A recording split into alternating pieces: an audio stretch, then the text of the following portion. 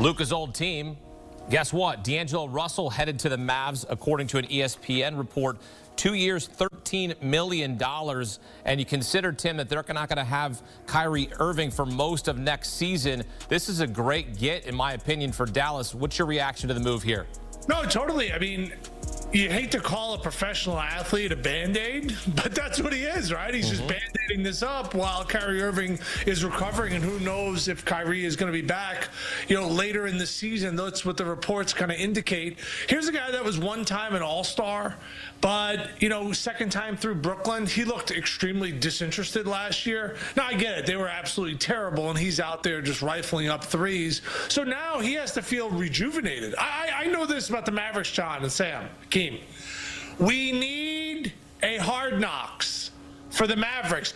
The drama with this team, okay? And now you bring in a guy who, has some issues back in the day with the phone and teammates and has been bounced around. You got Cooper there. Is Anthony Davis going to play in 16 games? Klay Thompson's 106 years old. Kyrie Irving's bouncing back from injury.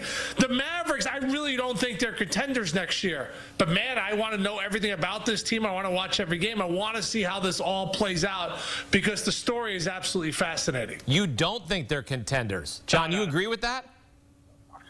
The West is loaded. I mean, as I mentioned, we were going through, Sam and I were on the show, on the podcast, where we were thinking about how many teams in the Western Conference have designs on making the playoffs next season. And I know the Suns think that they're one of those teams, but we'll put them off to the side. You're looking at 13 teams that have designs on making the playoffs next year. So I think that the Mavericks are right in that mix. Now, are they as good as Oklahoma City and the Rockets? No, they're not. But could they be potential problems for whichever team draws them during the postseason? Yeah, absolutely. Now, this D'Angelo Russell thing is everybody, this is one of those anticipated moves where it's a nice fit for him, it's a nice fit for them. It's sort of like a bridge loan until Kyrie comes back because, look, they're loaded in that front court with Anthony Davis and Derek Lively and P.J. Washington and Dwight Powell and, you got Daniel Gafford. They just re-signed him. They got Cooper Flagg now. But that backcourt is an absolute mess. So you're going to need somebody to dribble the ball. I know Jason Kidd said, we're going to run some point Cooper Flagg out there. R.I.P. to that idea. But Nico Harrison, he sort of fell backwards into this, right? Where I know he said, now people are going to see the vision that we put together. What vision? You had a 1.8% chance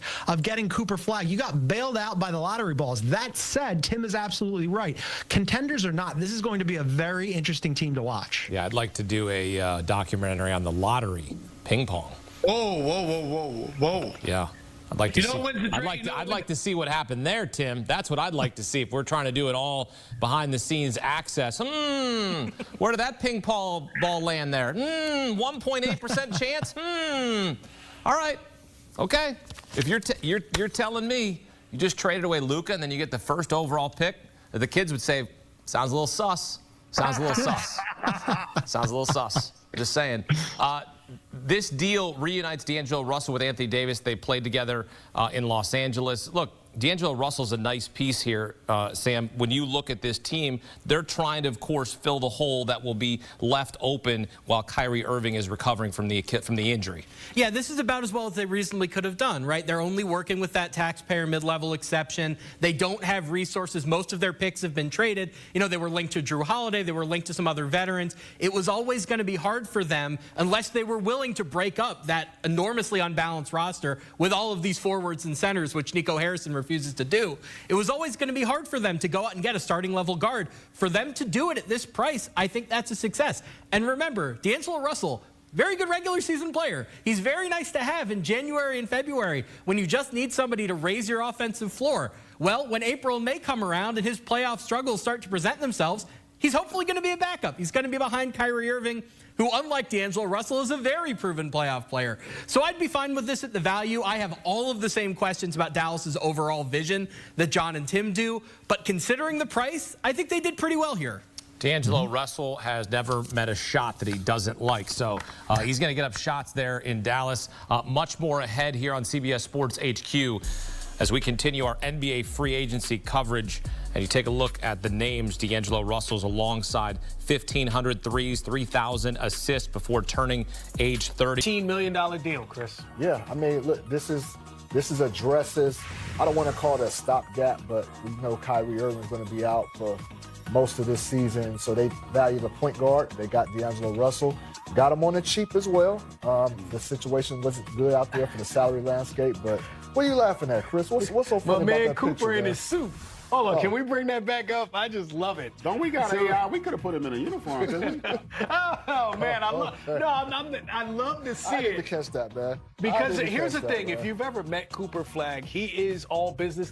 That's keep it that way. Like, don't ever put a jersey on Cooper, man, because that guy is all about his business. But I just found that to be interesting. But Jay, lefty point guard in D'Angelo Russell, they're going to need some ball distribution. And when Kyrie Irving, if he comes back in February or March, how does he fit in with Kyrie on the floor? Still fits great. I mean, D'Angelo Russell in the right situation is a great player. You know, he's a very efficient player. He's a terrific passer. You know, the one big glaring issue, he's not a great defender.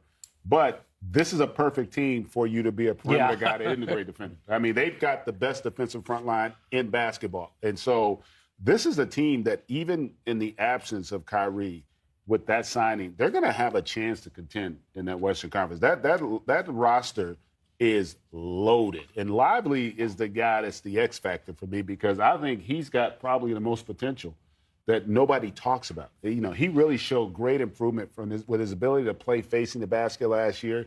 Much improved passer from that free throw line extended. Great screener, rim protection, rim finisher. He's only going to get better. So I'm one of those guys. Even after, if you notice, all the Luka hate in Dallas is kind of dissipated.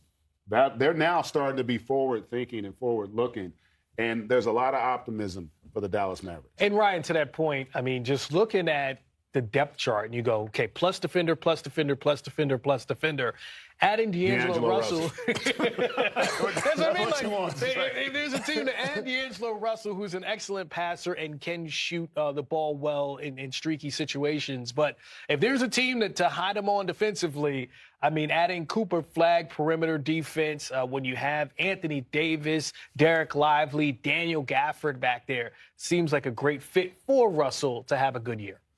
No question about it, Chris. Sometimes things surprise us in free agency, but two of the most obvious things this year that we've been discussing, the Lakers are going to add a center, and the Dallas Mavericks badly needed a point guard. In fact, they may need to sign somebody else because in addition to the injury to Kyrie Irving, which will keep him out likely for most or all of next season, his two backups, Spencer Dinwiddie and Dante Exum, are unrestricted free agents as well. So I think this is a good first step for Dallas. They didn't have a lot of money. It seemed like, D'Angelo is probably getting underpaid here. He does get the second year on a player option that he can opt into or out of depending on how he plays for this year. But I agree with what Greg said. I love the fit in the short term, and this is probably the best opportunity D'Angelo Russell's going to get to be a starter, to improve his market value. Maybe he has a great year and opts out, but then if and when Kyrie comes back later this year, to your point, Chris, he slides to a backup role, maybe a combo guard role. But I would expect the Mavs to add another point guard, even if it's just a minimum guy, because you don't want all your eggs to be in that D'Angelo Russell basket, because in case he gets hurt, they're pretty thin on the depth chart behind him.